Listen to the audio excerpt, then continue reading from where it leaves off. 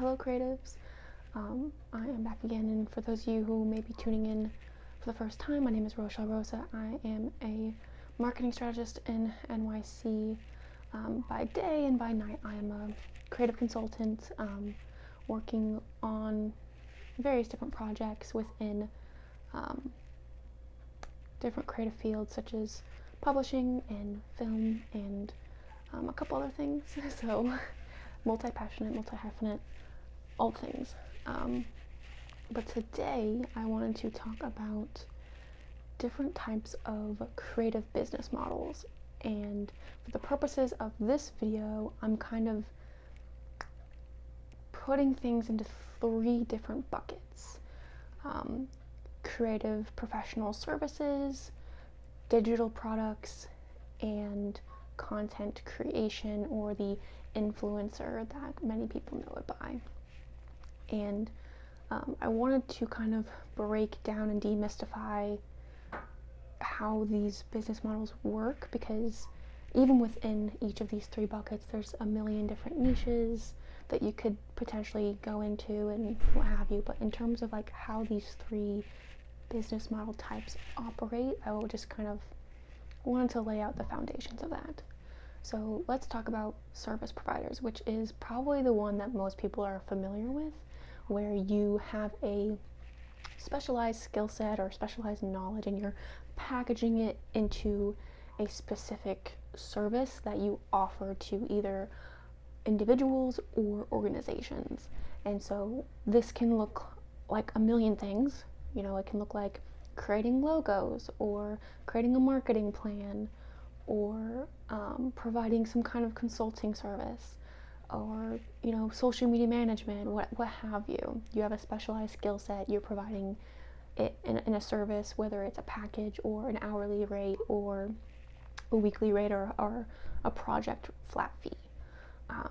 This business model is basically exchanging a set amount of your time for money, and how you become profitable in this type of business model basically begins with starting out calculating what your basic needs are, and then padding it a little bit. So what do you need to eat, keep your lights on in your house, afford medical care like health insurance and stuff like that. Add up all of those expenses that you anticipate needing for the year, add 30 or 40% to account for taxes as a freelancer or a business owner, and then divide that by how many projects you can feasibly handle within a month, and that is your project rate, your hourly rate, or what have you, however you want to divvy it up. But that is essentially how that business model works, is you are packaging your expertise in a way that is tangible and provides a solution to a problem that an individual or a business or organization may have. So the second business model that I want to talk about is digital products. This is where you, instead of doing the actual thing, doing the actual service, you are creating a project, creating a digital product, whether it's a workbook, a digital online class, or something else like a template or something, to walk people through how to do that thing for themselves. So instead of maybe creating the logo for someone, you have a digital product where you're teaching someone how to create a logo for themselves, or you're teaching them how to manage social media accounts for themselves. So you're packaging your knowledge and distributing it through a means that doesn't require you to actually be involved. They can buy it and they can walk through it and they can do things on their own through you teaching them through that digital product. And so to be successful and have this as like your sole income as a business model, you would need to price the product accordingly to the amount of time it took to create it, and making it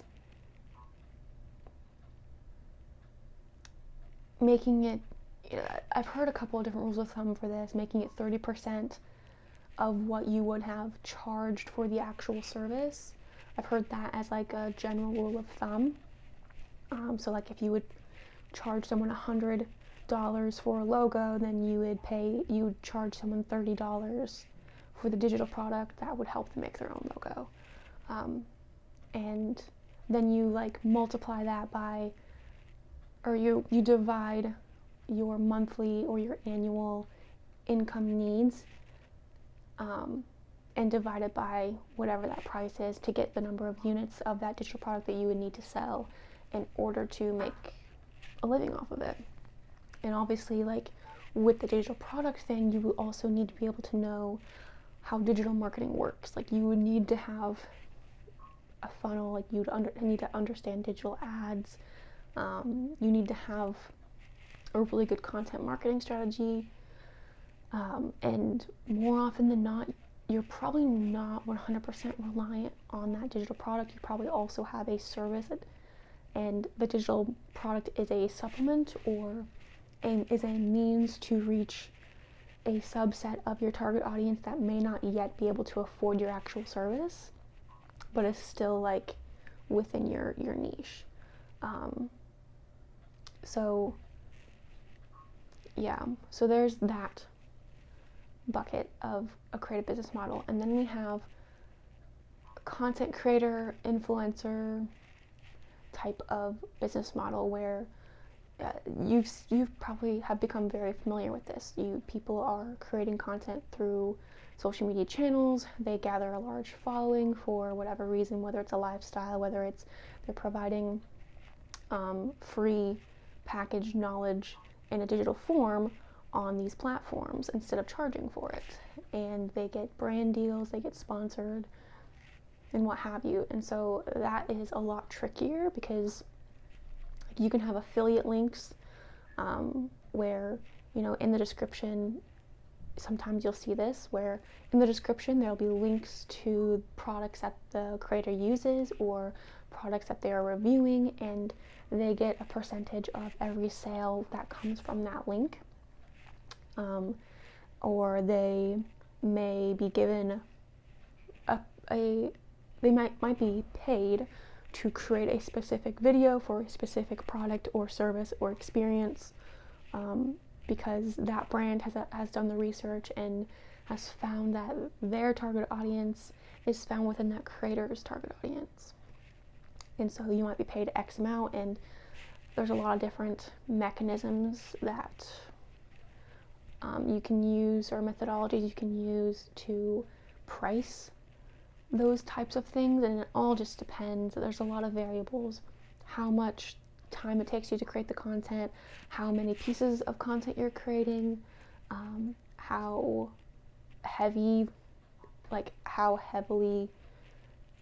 that product call out will be in the video, whether it's just like a call out in the beginning, like, hey, this episode's sponsored by, or like it's a full-blown detailed review of something. That all depends. But that's all involved in the pricing structure. Now, with that business model, obviously it's a lot more volatile in terms of the income revenue and income generation.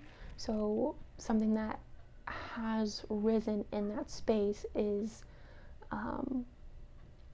content creators branching out from those types of brand deals and like creating their own line of products or having their own services and digital products. So we're seeing some influencers and content creators like having their own merch lines, having their own consulting services to help other people do what they do.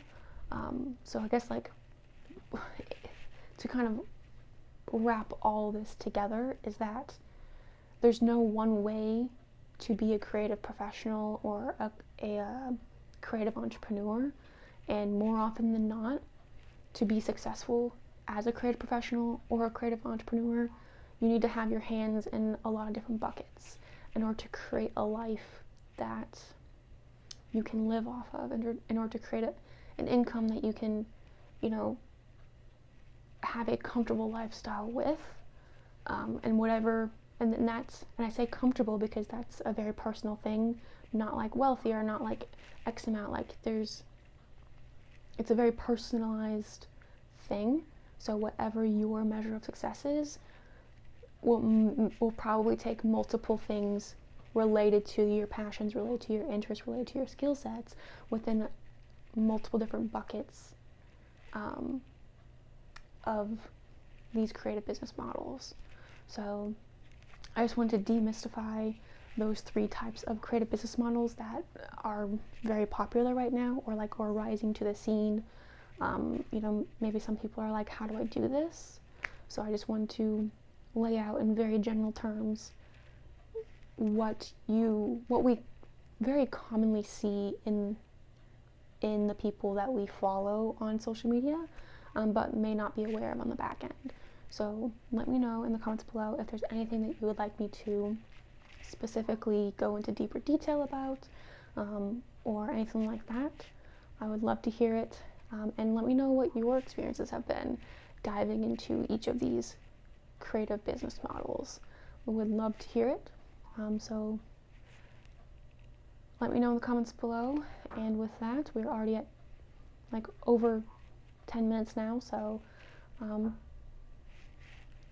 I'll end it here. So until next time.